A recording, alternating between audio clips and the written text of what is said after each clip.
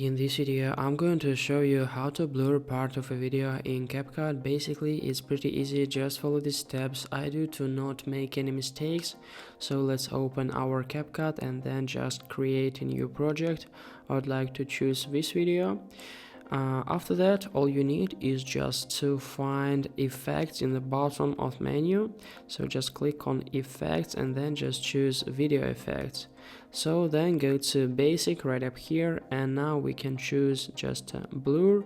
So as you can see, now it's right up here. We can click on it and then just change, for example, the power of blur. Let it be like this. So after that, we need to change the duration. I would like to blur the whole video to add just partial blur right up here. So as you can see, now we have video like this.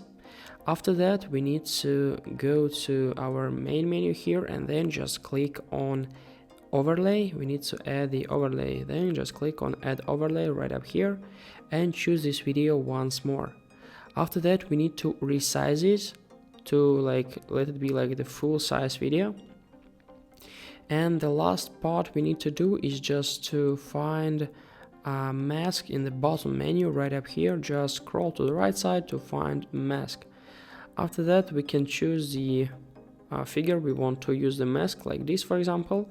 And as you can see, now we have blur everywhere. Instead of this circle, we can invert it, for example like this, if we want to blur some part of the video.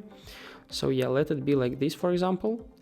And after that, as you can see, the part of video was successfully blurred, but sometimes it's necessary to move this blur during the video, so we can just use the keyframes. For example, here we need to add keyframe and then just move our blur to the part somewhere like here maybe, or do some other stuff. Basically, yeah, this is a way how we can add the partial blur on our video. So it looks like this basically. After that, everything is ready and we can just save this project or just export it like this.